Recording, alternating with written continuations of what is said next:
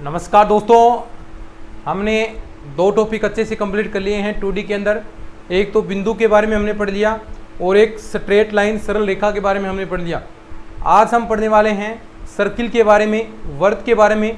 Important है दोस्तों, एक क्वेश्चन निश्चित एग्जाम के अंदर पूछा जाता है और बिल्कुल सिंपल। अगर आपने फॉर्मूले याद किए हैं, जिस तरह मैं आपको पढ़ा रहा हूँ उस तरह आपने चीज़ें याद कर ली हैं तो आपको कहीं भी दिक्कत नहीं आएगी। मेन चीज़ें हैं फॉर्मूले याद करना, बस केवल मात्र फॉर्मूलों पर फोकस करो, टॉपिक अपने आप आपको कंसेप्ट क्लियर हो जाएंगे। तो जितना हो सके बार बार लिख लिख कर इनको याद करेंगे, जितना हो सके उतना याद कीजिए, तब जाकर ये चीज़ें आपको एग्जाम के टाइम याद रहने वाली है। तो चलिए शुरू करते हैं। टॉपिक का नाम है सर्किल। सर्किल वर्त। देखिए ये हम पढ़ रहे हैं 11th और 12th वाला वर्त तथा वर्त निकाय कह सकते हैं, यानी जो नॉर्मल जानकारी है उसके बारे में नहीं कि वर्त का क्षेत्रफल क्या होता है। ये चीज़ें हमने जो 9th और 10th वाला है उसके अंदर अपना सर्किल टॉपिक रहा है, वहाँ पर हम चीज़ें करेंगे।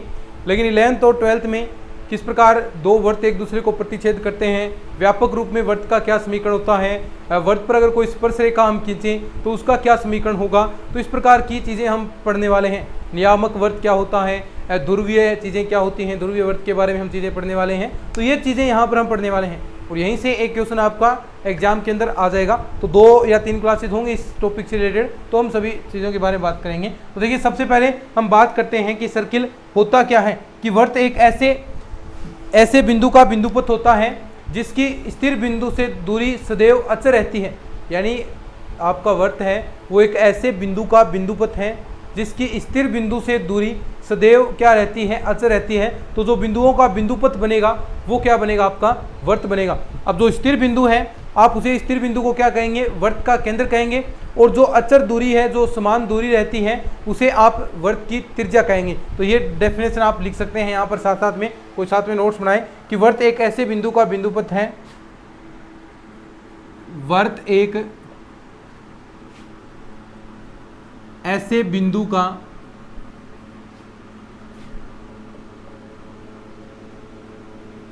बिंदुपथ है जिसकी स्थिर बिंदु से दूरी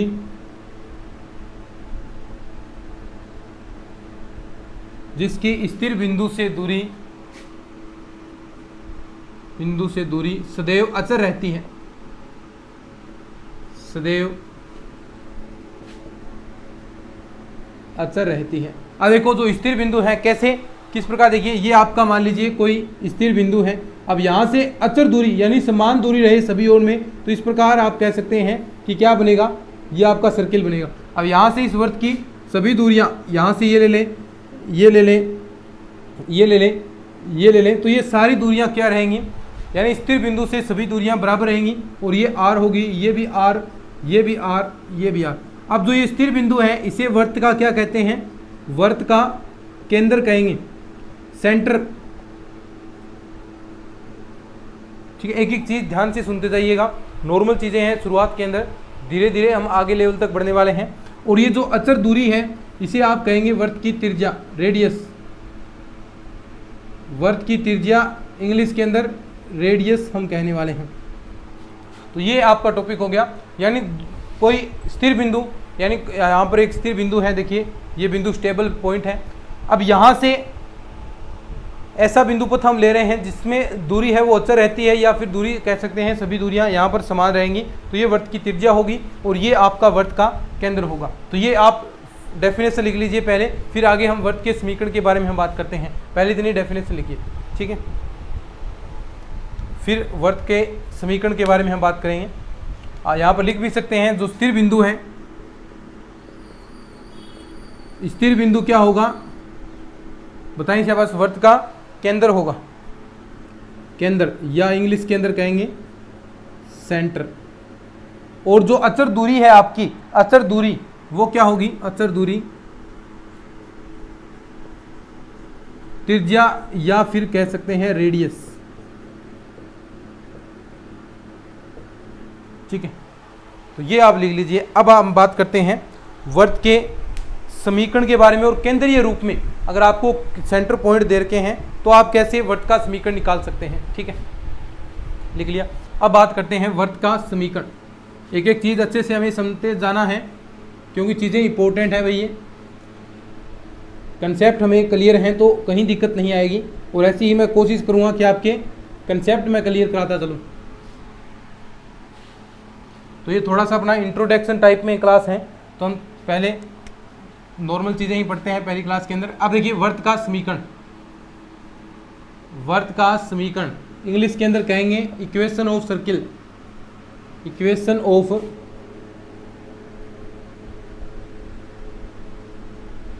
सर्किल, इक्वेशन ऑफ सर्किल, वर्त का समीकरण, या फिर इंग्लिश के अंदर कहेंगे इक्वेशन ऑफ सर्किल। तो पहला रूप आता है आपका केंद्रीय रूप, यानी जिसके अंदर आपके केंद्र शामिल हो, केंद्रीय रूप। अब मान लेते हैं, देखिए अपने पास ये सर्किल है, ठीक है,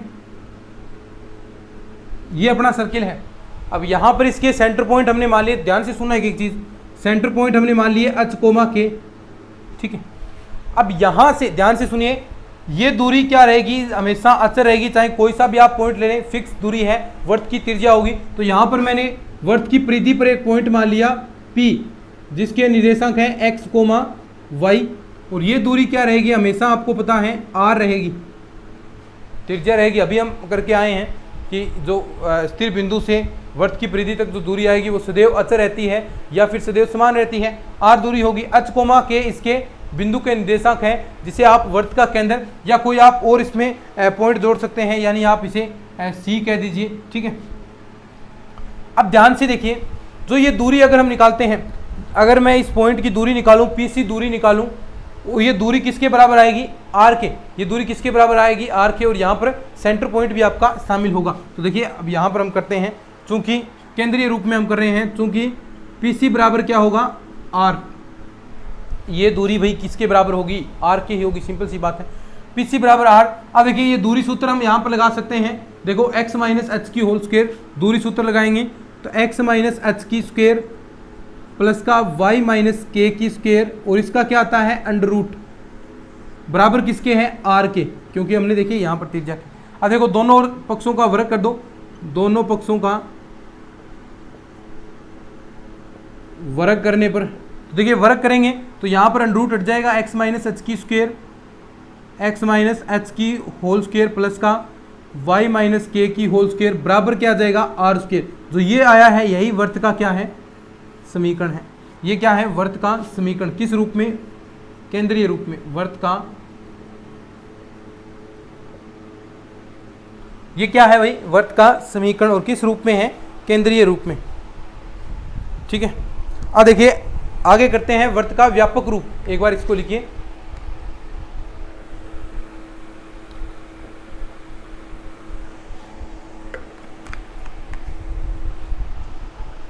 समझ में आ गया। ये फॉर्मूले में जो लिखवाऊं वो आपको याद रखने हैं। अब ये देखिए सीधे तौर पर एग्जाम के अंदर क्वेश्चन आएगा, यहाँ से वर्त का केंद्र निकालना, ये क्वेश्चन आता है, वर्त की त्रिज्या व केंद्र ज्ञात करो। सिंपल क्वेश्चन एग्जाम के अंदर भी पूछे जाते हैं भाई, ऐसे नहीं है कि सारे ही हार्ड लेवल के क्वेश्चन आएंगे, कई बार यहाँ से भी क्वेश्चन उठ जाते हैं और उठे हुए भी हैं, आप देख सकते हैं पेपर उठाकर पिछले सालों के। तो x माइनस एच की square plus y minus k की स्क्वायर बराबर R स्क्वायर। तो वर्त का केंद्र पूछ सकता है, वर्त की त्रिज्या पूछ सकता है, वर्त का केंद्र देकर बिंदु के निर्देशांक भी पूछ सकता है, कुछ भी पूछे सब कुछ आप इस फॉर्मूले से ज्ञात कर सकते हैं। तो ये फॉर्मूला याद रखना है आपको, ठीक है, याद रखो इस चीज़ को। अब देखो आगे बढ़ते हैं, व्यापक रूप में हम समीकरण पढ़ते हैं, वर्त का व्यापक रूप में समीकरण, और फिर इस रूप में, व्यापक रूप को जो हमने केंद्रीय रूप किया है, इस रूप में कन्वर्ट करके वर्त के केंद्र और वर्त की त्रिज्या हम ज्ञात करने का फॉर्मूला स्थापित करेंगे, और वहाँ वही चीज़ें आपसे एग्जाम के अंदर पूछी जाएंगी, ठीक है। तो यही चीज़ें हम सीखते हैं। अभी देखो 2 नंबर पर है वर्त का व्यापक समीकरण, वर्त का व्यापक समीकरण।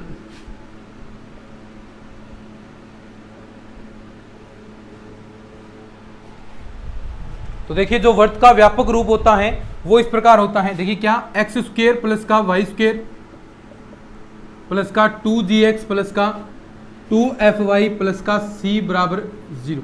ये क्या होता है, वर्त का व्यापक रूप होता है। वर्त का व्यापक रूप। अब देखिए इसको हम कन्वर्ट करना चाहते हैं, जो हमने अभी थोड़ी देर पहले इससे इस स्लाइड से पहले हमने केंद्रीय रूप में पढ़ा था, x माइनस एच की whole square plus y minus k की होल स्क्वायर बराबर आर स्क्वायर, उस रूप में कन्वर्ट करना चाहते हैं, यानी होल स्क्वायर के रूप में हम इसे कन्वर्ट करना चाहते हैं। तो आप कैसे कर सकते हैं, देखो एक्स स्क्वायर है 2gx है, लेकिन यहाँ पर अगर आपके पास जी स्क्वायर का एक और पद होता तो आप x प्लस जी की होल स्क्वायर कर देते, ठीक है। ऐसे ही अगर यहाँ पर आपको एफ स्क्वायर और होता तो आप देखो इन दोनों को मिलाकर y square y plus f की होल स्क्वायर कर देते। तो यानी यहाँ पर आपको जी स्क्वायर जोड़ना है और जी स्क्वायर घटाना है, एफ स्क्वायर जोड़ना है और एफ स्क्वायर घटाना है। तो ये चीज़ हम करते हैं, देखिए एक्स स्क्वायर यहाँ पर जोड़ देता हूँ, जी स्क्वायर जोड़ दिया और जी स्क्वायर में घटा दूंगा 2gx, यहाँ पर मैंने जी स्क्वायर घटा दिया, ठीक है। ऐसे ही वाई स्क्वायर के साथ देखिए प्लस का वाई स्क्वायर, यहाँ पर क्या है प्लस का एफ स्क्वायर मैंने जोड़ दिया 2fy आगे आ गया और माइनस का एफ स्क्वायर मैंने कर दिया प्लस का c बराबर c। अब यहाँ से देखिए क्या बनेगा, इससे क्या बनेगा और इससे आपका क्या बनेगा, ठीक है। होल स्क्वायर बन गया, देखो x प्लस जी की होल स्क्वायर यहाँ बन गया प्लस y प्लस एफ की होल स्क्वायर यहाँ पर बन गया, और यहाँ पर देखिए माइनस जी स्क्वायर माइनस एफ स्क्वायर और ये प्लस सी। अब सारे इधर जाएंगे तो माइनस वाले प्लस के हो जाएंगे, जी स्क्वायर प्लस का एफ स्क्वायर और माइनस का सी। क्या आप जो आपके पास इक्वेशन थी व्यापक रूप क्या थी वो देखो, उससे हम तुलना करेंगे। अभी देखो x प्लस जी की whole square plus y plus f की होल स्क्वायर, और इसको अंडरूट लगा दूं मैं g square plus F square minus c और इसकी स्क्वायर कर दूं, एक ही बात है ना। इसको मैं ऐसा तो लिख सकता हूँ अंडरूट लगाकर उसकी स्क्वायर कर दूं। अब देखो जो हमने केंद्रीय रूप पढ़ा था x माइनस एच की whole square plus y minus k की होल स्क्वायर बराबर आर स्क्वायर, तो देखिए आर स्क्वायर स्क्वायर के रूप में तो आ गया, ये आपका आर हो गया, और ये रूप भी आप देख सकते हैं इस रूप में बन गया, लेकिन यहाँ पर माइनस का अंतर है, तो यानी आपके जो केंद्र के बिंदु हैं वो क्या आ जाएंगे। यहाँ पर देखो अगर आप अलग अलग पार्ट को जीरो के बराबर रखते हैं तो केंद्र के बिंदु क्या आ गए, केंद्र आपके पास आ गया, उससे तुलना करें तो माइनस का जी माइनस का एफ और आर का मान क्या आ गया, त्रिज्या आपके पास अंडरूट जी स्क्वायर प्लस का एफ स्क्वायर माइनस का सी। ये फॉर्मूले याद रख रहे हैं भाई। अब देखो g और f के मान कैसे निकालेंगे आप, देखो g और f के मान देखो यहाँ पर तुलना करते हैं। अगर मैं इसमें 2 का भाग दे दूं तो देखिए यहाँ पर g का मान आपको प्राप्त हो जाएगा, x का गुणांक जो बचेगा वो g का होगा। यहाँ पर मैं 2 का भाग दे दूं तो जो गुणांक बचेगा f का बचेगा। तो यानी आपको निकालने के लिए सर्वप्रथम क्या करना है, सर्वप्रथम तो आपको व्यापक रूप से तुलना करनी है, समीकरण देगा तो इसमें देखना है कि यहाँ पर जो x और y के जो स्क्वायर वाले पद हैं उनका गुणांक 1 होना चाहिए। सबसे पहले तो यही आप चीज़ देखेंगे कि एक्स स्क्वायर और वाई स्क्वायर के पद हैं वो एकांक व धनात्मक होने चाहिए, अगर नहीं है तो उन्हें धनात्मक और एकांक हम बढ़ाएंगे, ठीक है। अभी देखो क्वेश्चन करेंगे अपन, तो ये आपके पास ये चीज़ें याद रखनी है, केंद्र के निर्देशांक और ये आपके पास त्रिज्या आ गई, तो ये चीज़ें थोड़ी सी आपको याद रखनी है भाई, बिल्कुल सरल सी चीज़ें हैं।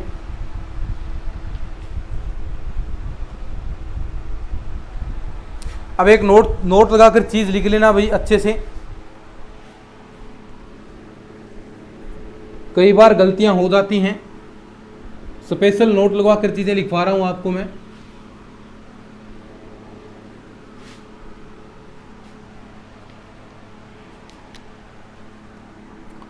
नोट लगाइए और नंबर 1 लगाइए कि केंद्र व त्रिज्या ज्ञात करते समय एक्स स्क्वायर व वाई स्क्वायर का गुणांक एकांक व धनात्मक होना चाहिए।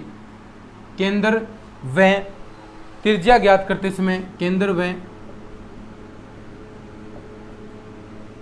त्रिज्या ज्ञात करते समय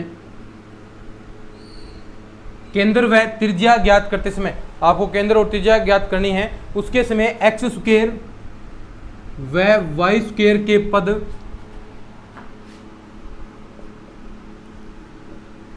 एकांक व धनात्मक होने चाहिए।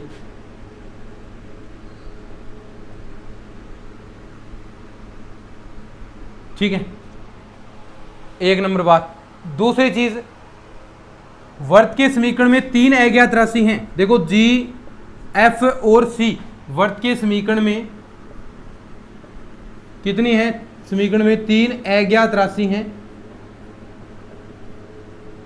अब देखो वर्त का अगर आपको समीकरण निकालना है, वर्त का समीकरण निकालना है तो ये 3 न्यूनतम राशि आपको ज्ञात करनी होगी। अतः वर्त का समीकरण ज्ञात करने के लिए, अतः वर्त का समीकरण ज्ञात करने के लिए, वर्त का समीकरण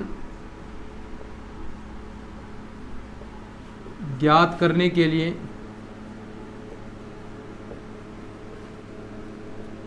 न्यूनतम 3 प्रतिबंध, जो अभी मैंने बताए हैं 3 प्रतिबंध, न्यूनतम 3 जो प्रतिबंध आपको बताए हैं वो सारे क्या होने चाहिए, न्यूनतम 3 प्रतिबंध होने चाहिए, लिख सकते हैं आप, आपके पास होने चाहिए। ठीक है, तो ये एक चीज़ ये ध्यान रख लेना भाई, कोई भी क्वेश्चन करो सबसे पहले केंद्र व त्रिज्या ज्ञात करनी है तो एक्स स्क्वायर व वाई स्क्वायर के जो पद हैं वो एकांक और धनात्मक होने चाहिए। अभी देखो क्वेश्चन हम करते हैं, देखो चलिए लिख लो इस चीज़ को, क्वेश्चन करते हैं सीधा।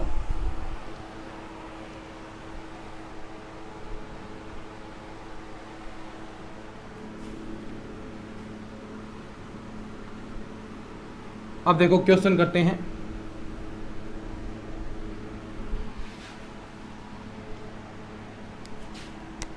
क्वेश्चन आपसे पूछ ले कि 2x स्क्वायर प्लस का 2y square, 2x square plus का 2y square plus 12x plus का 16y प्लस का 10 बराबर 0 वर्त के केंद्र व त्रिज्या ज्ञात करो, के केंद्र व त्रिज्या ज्ञात करो। क्वेश्चन दे दिया, बोलो कितना सिंपल है। अब देखो सबसे पहले क्या करना है आपको, क्या क्या चीजें ज्ञात करनी है। केंद्र माइनस जी माइनस एफ होता है, मैंने बता दिया।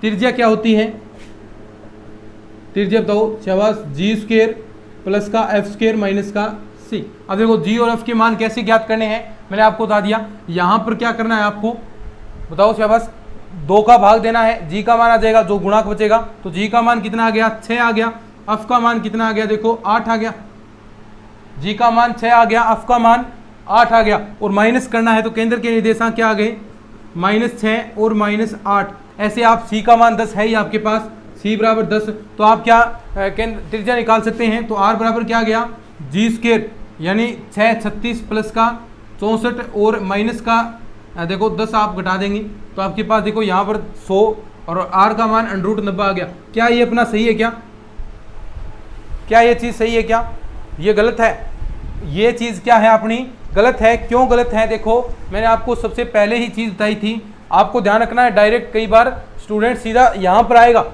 देखा कि वर्त का समीकरण इस प्रकार चीज़ें मिल रही हैं तो सीधे तौर पर यहाँ पर सीधा जी और एफ के मान निकालेगा। लेकिन उससे पहले थोड़ा सा आपको पीछे भी देख लेना चाहिए, थोड़ा सा पीछे देख लेना चाहिए, थोड़ा सा पीछे देखेंगे तो यहाँ पर आपको सारा पता चल जाएगा। देखो ये देखो क्या है 2x स्क्वायर, मैंने क्या कहा था, इन चीज़ों को एकांक बनाना है, इनके गुणांकों को एकांक बनाना है तो क्या करना पड़ेगा, समीकरण में 2 का भाग देना पड़ेगा। पहले 2 का भाग देंगे, ठीक है, फिर चीज़ें बनेंगी। एक्स स्क्वायर प्लस का वाई स्क्वायर 2 का भाग दे रहा हूँ तो यहाँ क्या आ गया 6x आ गया, यहाँ आ गया 8y आ गया प्लस का 5 बराबर 0। अब अपना जो वर्त का व्यापक समीकरण है उस रूप में बना है, ठीक है। तो मेरे ख्याल से आपको समझ में आ गया होगा कि क्या करना है।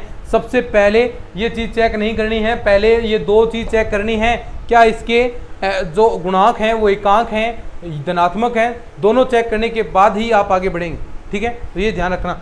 तो आप देखो अब तुलना कर सकते हैं अपन। अब यहाँ से जी का मान कितना आ गया 3 आ गया, एफ का मान कितना आ गया, यहाँ पर 2 का भाग देंगे 4 आ गया, सी का मान कितना है 5। तो केंद्र क्या आ जाएंगे, देखो -g -f होता है, केंद्र क्या होता है -g -f, तो केंद्र आ गया आपके पास -3 -4, सी का मान है 5। तो देखो आप केंद्र आपके पास आ गए। तो सबसे पहले यही चीज़ आपको ज्ञात करनी थी, केंद्र आ गया। अब ज्ञात करनी है त्रिज्या। त्रिज्या का फॉर्मूला सबको पता है, क्या, √g² प्लस का f² माइनस का c। तो g² 9 प्लस का 16, देखो 9 प्लस का 16 और माइनस का कर देंगे यहाँ पर 5 और इसका √, है 16 और 9 25, 25 में से 5 घटेगा √20। यहाँ से कुछ हम चीज़ें बाहर निकाल सकते हैं, 2√5 इसको हम लिख सकते हैं इकाई। तो ये आपके पास त्रिज्या आ गई। देखो ऐसे थोड़ा सा ध्यान रखना है भाई, अभी मैंने थोड़ा सा आपको बताया ताकि आप चीज़ें याद रख सकें। गलत करके हमने ऐसा ही आपको दोबारा बताया है ताकि आप चीज़ें याद रख सकें। तो आपको याद रखनी है चीज़ें, ठीक है। लिखो इस चीज़ को, फिर आगे बढ़ते हैं।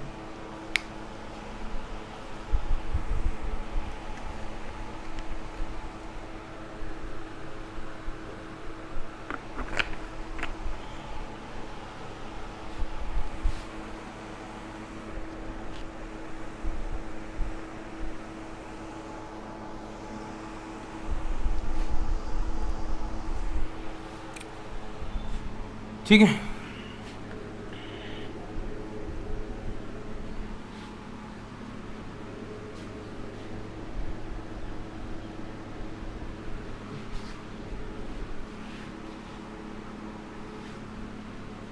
अब देखो, अब आपको ज्ञात करना है वर्त का समीकरण। क्वेश्चन आपके सामने मैं लिखता हूं इस प्रकार, देखिए क्वेश्चन मैंने लिख दिया। क्वेश्चन आपके सामने है कि उस वर्त का समीकरण, जो कंडीशन दे रखी है वही आपको लगानी है। उस वर्त का समीकरण, उस वर्त का समीकरण जो मूल बिंदु से गुजरता है, जो मूल बिंदु से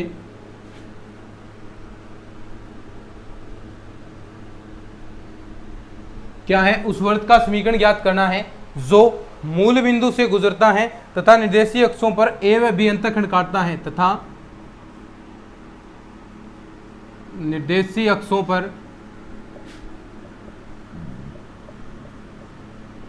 ए व बी अंतःखंड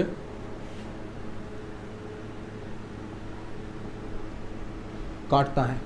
निर्देशीय अक्षों पर ए व बी अंतःखंड काटता है। तो सबसे पहले देखो, क्या जो चीजें दे रखी हैं, जो चीजें आपको प्रतिबंध दे रखे हैं उसी के अकॉर्डिंग वर्त का समीकरण ज्ञात करने के लिए 3 प्रतिबंध आपके पास होने चाहिए। कौन से? जी, एफ और सी। क्यों? क्योंकि वर्त का समीकरण क्या होता है, देखिए एक्स स्क्वायर प्लस का वाई स्क्वायर प्लस का 2gx प्लस का 2fy प्लस का c बराबर 0, ये समीकरण होता है। तो इसके अंदर g का मान भी चाहिए, f का मान भी चाहिए और c का मान भी चाहिए। ये तीनों प्रतिबंध आपको ज्ञात करने हैं। और यहाँ पर आपको दिया क्या है कि एक तो वर्त आपका है वो मूल बिंदु से गुजरता है। देखो, वर्त का समीकरण जो क्या है, मूल बिंदु से आपको गुजरता है। तो आप गुजार लीजिए मूल बिंदु से इस प्रकार, मान लीजिए ये यहाँ पर थोड़ा सा मान लेते हैं कि ये क्या है, आपका मूल बिंदु से गुजर रहा है। और यहाँ पर ए और बी, देखो ये मूल बिंदु हो गया। एक्स एक्स पर निर्देशीय अक्षों पर ए व बी अंतःखंड काटता है। तो यानी यहाँ पर जो निर्देशीय एक्सिस है, यहाँ पर क्या काटता है, a,0 अंतःखंड काट रहा है, और यहाँ काट रहा है देखो 0,b, ए और बी। अब 3 कंडीशन आपको दे दी हैं, तीनों समीकरण आपको गुजारनी है। पहले तो मूल बिंदु गुजार देंगे वर्त में से, तो यहाँ पर जो मान प्राप्त होगा वो देख लेंगे। फिर ये गुजार देंगे, फिर जो मान प्राप्त होगा वो देख लेंगे, फिर ये आपको गुजार देंगे। तो यानी सारे रिजल्ट्स आपको मिल जाएंगे। तो देखो, सबसे पहले हम यहाँ से 0,0 गुजारते हैं। पहला पॉइंट 0,0 गुजरता है।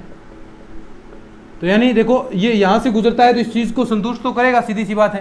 तो यहाँ से देखो 0,0 गुजारेंगे तो 0 प्लस का 0 प्लस का 0 प्लस का 0 और प्लस सी बराबर क्या बच गया, 0। तो सी का मान कितना आ गया, 0। एक चीज़ आपके पास आ गई, एक चीज़ आपके पास आ गई, सी का मान आपके पास 0 आ गया है।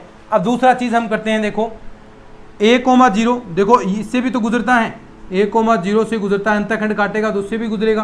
तो a,0 गुजार देते हैं। देखो x की जगह यहाँ पर आपको रखना है a, x की जगह a और y की जगह 0। तो देखो a² प्लस का y² प्लस का 0 आ जाएगा यहाँ पर 0। और यहाँ पर देखो 2g, x की जगह रखना है a, तो प्लस का 2ga। और देखो यहाँ पर 0 हो गया और c का मान भी 0 है, तो ये भी 0 हो गया, बराबर 0 है।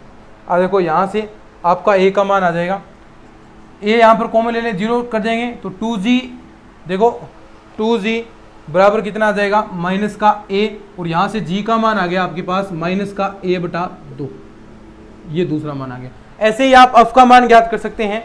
ऐसे ही आप f का मान ज्ञात करेंगे तो वही आपके पास f का मान भी आ जाएगा, क्या, माइनस का b/2। कैसे आएगा ये f का मान, देखो ये 0,b गुजारेंगे, क्योंकि हमने एक एक करके गुजारे हैं ना। अब ये 0,b गुजारेंगे तो यहाँ पर f का मान भी आ जाएगा। तो ये सारे g, f और c के मान इस समीकरण के अंदर हम रख देंगे। g, f, c के सारे मान समीकरण 1 के अंदर लिख लिया क्या। अब देखो ये सारे मान हम रख रहे हैं इसके अंदर, g और f के मान समीकरण 1 में रखने पर जी एफ व सी के मान समीकरण 1 में रखने पर, ये लो 1 नंबर, ठीक है। तो देखो यहाँ पर एक्स स्क्वेयर प्लस का वाई स्क्वेयर 2gx, तो g की जगह रखना है माइनस का a/2, माइनस a/2 रखेंगे। देखो यहाँ पर प्लस का 2 इंटू माइनस का a/2 इंटू एक्स प्लस का 2 इंटू माइनस का b/2 माइनस का b/2, और यहाँ पर y आ गया प्लस का c की जगह 0 है ही, तो बराबर 0। तो यहाँ से देखिए 2 से 2, ये 2 से 2 बच गया एक्स स्क्वेयर प्लस का वाई स्क्वेयर माइनस का ax माइनस का by बराबर है 0। ये क्या आ गया आपके पास, वर्त का समीकरण आ गया। ये क्या आ गया, वर्त का समीकरण।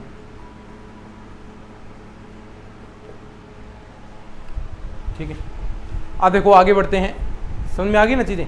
कोई सिंपल सी बात थी भाई, कोई वर्त है आपका, एक तो कह रहे हैं कि मूल बिंदु से गुजर रहा है, दोबारा सुन लो, मूल बिंदु से गुजर रहा है तो मूल बिंदु से गुजार दिया।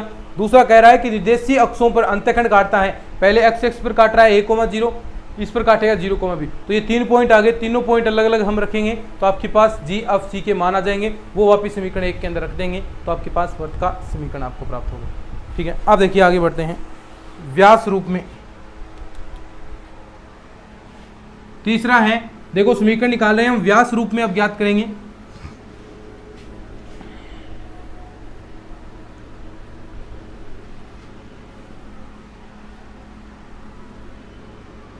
तीसरा है समीकरण ज्ञात करें हम व्यास रूप में, डायमीटर फॉर्म में।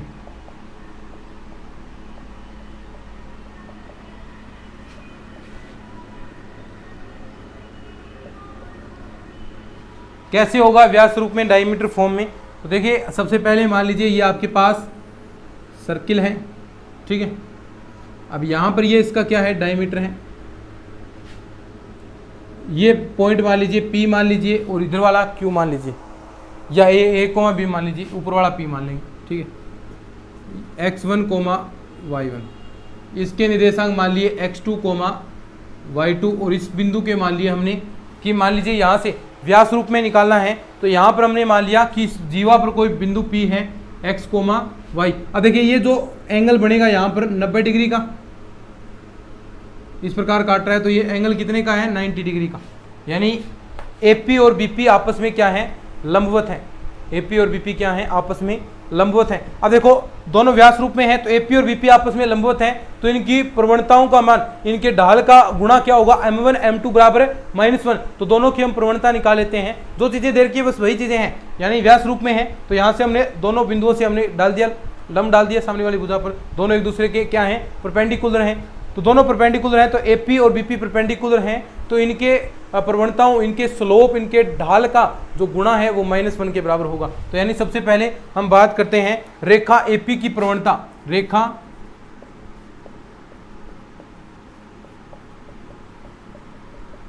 AP की प्रवणता देखियो कितनी होगी, m1 बराबर मान लो इसको, तो यानी y2 माइनस का y1, y2 माइनस का y1, तो y माइनस का y1 अपोन में x माइनस का x1, ये आ गया। ऐसे ही रेखा BP की प्रवणता आप ज्ञात कर सकते हैं। BP की सिंपल है वही चीज़ें, प्रवणता वो क्या आएगी, देखो m2 बराबर y2 माइनस का y1, तो y माइनस का y2 अपोन में x माइनस का x2। अब देखिए चूंकि AP और BP हैं वो परपेंडिकुलर हैं, तो परपेंडिकुलर हैं तो दोनों की m1 m2 बराबर क्या आ जाएगा, -1। तो ये कंडीशन हम यहाँ पर लगाएंगे, तो देखो y माइनस का y1 अपोन में x माइनस का x1 इंटू में देखो क्या आएगा, लंबवत है तो y माइनस का y2 अपोन में x माइनस का x2 बराबर क्या होता है, -1। ठीक है, अब देखो गुणा करा कर ये दोनों चीज़ें इधर ले जाता हूँ मैं, तो क्या आएगा, y माइनस का y1 अपोन में इंटू में y माइनस का y2, और इधर माइनस का आ गया x माइनस का x1, और ये x माइनस का x2। ठीक है, अब ये इधर ले आओ, इधर ले आएंगे तो क्या बनेगा, देखो y माइनस का y1, y माइनस का y2 प्लस का x माइनस का x1, x माइनस का x2 बराबर क्या आ जाएगा, 0। ये क्या आ गया आपका व्यास रूप में वर्त का समीकरण। y माइनस का y1, देखो नीचे नहीं दिख रहा है, थोड़ा सा नीचे कर देता हूँ मैं, y माइनस का y1 इंटू में y माइनस का y2 प्लस का x माइनस x1 और इंटू में x माइनस x2 बराबर 0। ये व्यास रूप में वर्त का समीकरण है। अगर यहाँ पर हम बात करें, देखो यहाँ से पूछ ले आपसे कि केंद्र के निर्देशांक क्या आएंगे, तो देखो केंद्र क्या होगा, इन दोनों रेखा AB का मध्य बिंदु, तो यानी दोनों का मध्य बिंदु आप निकालेंगे तो केंद्र क्या आ जाएगा, देखो x1 प्लस x2 मध्य बिंदु तो ऐसे निकलता है, दोनों को जोड़कर 2 का भाग, ऐसे ही y1 प्लस का y2 बटा 2 का भाग। आप ज्ञात कर सकते हैं त्रिज्या। त्रिज्या देखो ये पूरा है व्यास, यानी AB रेखा की लंबाई है वो व्यास है। अगर मैं 1/2 कर दूं, 1/2 कर दूं तो वो क्या आ जाएगी, त्रिज्या आ जाएगी। तो यानी रेखा त्रिज्या क्या आ जाएगी, त्रिज्या आ जाएगी 1/2 अंडरूट के अंदर, देखो अंडरूट के अंदर x2 माइनस का x1 की होल स्क्वायर प्लस का y2 माइनस y1 की होल स्क्वायर, यानी इसकी हम त्रिज्या यही आ गई आपके पास, ये केंद्र आ गया, ये त्रिज्या आ गई। बोलो कहाँ दिक्कत है। तो यही तो आपको चीज़ें ज्ञात करनी थी। तो देख लो एक बार, सिंपल है चीज़ें, व्यास रूप में भी हमने चीज़ें कर ली हैं।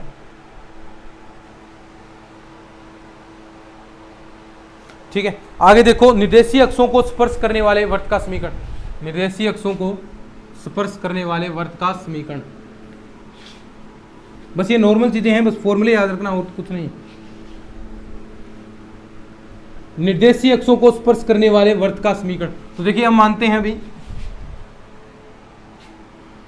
निर्देशीय अक्षों को स्पर्श करने वाले वर्त का समीकरण।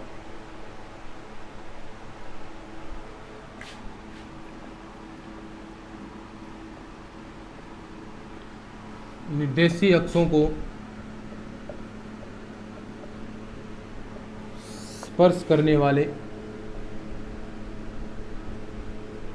वर्त का समीकरण। निर्देशीय अक्षों को स्पर्श करने वाले वर्त का समीकरण। अब देखो कैसे निर्देशीय अक्षों को स्पर्श करेगा। मान लीजिए आपके पास 4 ऐसे वर्त हैं, ठीक है, ऐसे ही तो ये स्पर्श करेंगे, ऐसे ही नीचे हो गया आपके पास, ठीक है, ऐसे ही यहाँ पर ये हो गया, ठीक है, यहाँ पर ये आपकी निर्देशीय एक्सिस है, ठीक है, देखो ये आपकी निर्देशीय एक्सिस यहाँ पर होने वाली हैं, और ऐसे ही यहाँ पर हमने मान लिया, तो ये तो आपके पास होगी एक्स एक्सिस, ये हो गई भाई वाई एक्सिस, ठीक है। अब देखो ये आपके वर्त हो गए। निर्देशीय अक्षों को स्पर्श करने वाले 4 वर्त बन सकते हैं, क्योंकि चारों क्वाड्रेंट के अंदर अलग अलग आपके सर्किल बनेंगे। तो सबसे पहले देखिए ये प्रथम चतुर्थांश है, तो इसके अंदर जो दोनों मान हैं, देखो निर्देशीय अक्षों को स्पर्श करेंगे तो इतना ही एक्सिस को स्पर्श कर रहा है, इतना वाई एक्सिस को, यानी ए हम मान लेते हैं, तो दोनों ही क्या होंगे, पॉजिटिव होंगे। लेकिन इसके अंदर एक्स वाला क्या होगा, नेगेटिव होगा, और वाई वाला पॉजिटिव होगा। इसके अंदर दोनों ही नेगेटिव होंगे, और इसके अंदर आपका एक्स वाला पॉजिटिव, वाई वाला नेगेटिव। तो देखिए इसको हम थोड़ा सा मिलाते हैं यहाँ पर, तो इस प्रकार आपके पास एक वर्ग बनेगा। तो यानी इन चारों समीकरणों का, अगर आपको इनका चारों वर्तों का समीकरण निकालना है तो वो कैसे निकलेगा। बात करते हैं हम वर्त फर्स्ट की, सेकंड की, थर्ड की, और ये आपका फोर्थ, ठीक है। तो बात करते हैं हम वर्त फर्स्ट, ठीक है, वर्तों की समीकरण हम बात करते हैं, वर्त की समीकरण। तो पहले वर्त की समीकरण क्या आएगी, देखो ध्यान से, केंद्र देर का है, ये रहा a, a दोनों के केंद्र के निर्देशांक हैं, और वर्त का समीकरण क्या होता है केंद्रीय रूप में, x माइनस ए की, देखो यहाँ पर h की जगह a, है, तो x माइनस ए की स्क्वायर प्लस y माइनस ए की स्क्वायर बराबर r स्क्वायर, और r की जगह क्या है, देखो ये दूरी a ही तो है आपके पास, त्रिज्या, तो यानी x माइनस ए की स्क्वायर प्लस का y माइनस ए की स्क्वायर बराबर है r स्क्वायर। ऐसे ही वर्त सेकंड की हम बात करें, ये वाला वर्त, यहाँ पर क्या है, माइनस का a, यानी x का वाला माइनस का a हो गया, तो ये क्या हो गया समीकरण, x प्लस a प्लस का y माइनस ए की स्क्वायर बराबर a स्क्वायर। अब आगे वाले के अंदर क्या है, दोनों ही नेगेटिव हैं, तो यहाँ पर आ गया x प्लस ए की स्क्वायर y प्लस ए की स्क्वायर बराबर a स्क्वायर। और चौथा हम बात करें, देखो चौथा क्या आएगा, y वाला नेगेटिव आपके पास, तो x माइनस ए की स्क्वायर प्लस y प्लस ए की स्क्वायर बराबर a स्क्वायर। तो ये आ गया भाई निर्देशीय अक्षों को स्पर्श करने वाले वर्त का समीकरण। निर्देशीय अक्षों को स्पर्श करने वाले वर्त का समीकरण आपके सामने है, तो ये आप देख सकते हैं। निर्देशीय अक्षों को स्पर्श करने वाले वर्त का समीकरण। ऐसे ही अगर हम मानक रूप के बारे में बात करें, वर्त के समीकरण का मानक रूप, वर्त के समीकरण का मानक रूप, स्टैंडर्ड फॉर्म, वर्त के समीकरण का मानक रूप,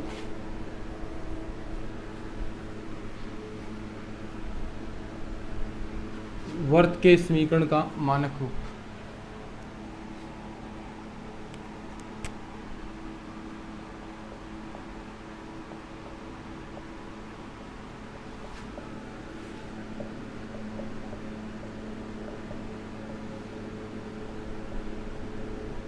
लिख सकते हैं इंग्लिश के अंदर स्टैंडर्ड फॉर्म।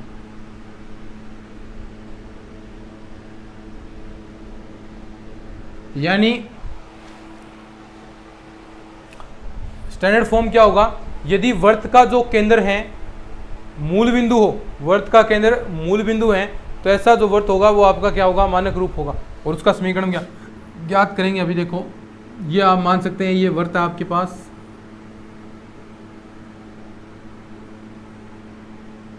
ठीक है।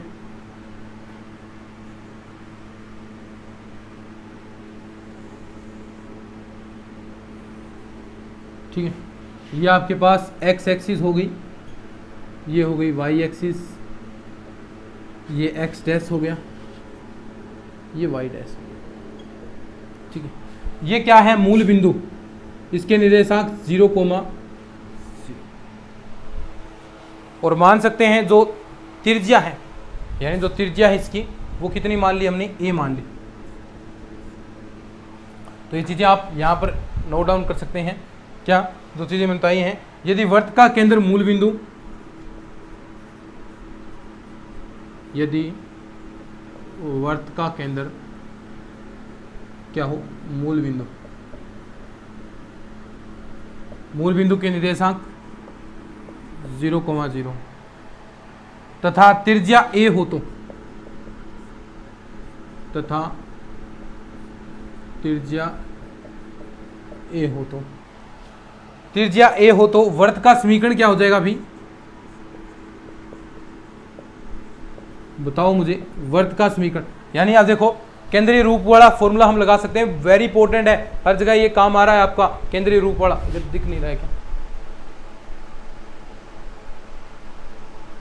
अब जो केंद्रीय रूप वाला आपको बता रहा हूं वो हर जगह आपके लिए काम आ रहा है। तो वर्त का समीकरण देखिए, केंद्रीय रूप में क्या हो जाएगा, x माइनस ए, एक्स माइनस एच, यानी x की जगह क्या है, 0 है, x माइनस 0 की स्क्वायर प्लस का y माइनस भी क्या आ जाएगा, 0 की स्क्वायर, क्योंकि केंद्र आपके पास 0,0 है, बराबर क्या होगा, त्रिज्या की स्क्वायर यानी ए स्क्वायर।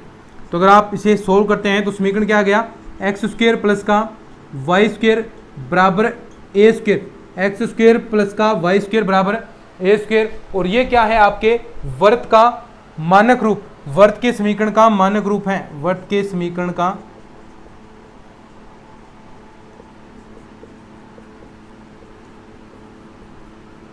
ये ए क्या है आपकी भाई, त्रिज्या है, याद रखना।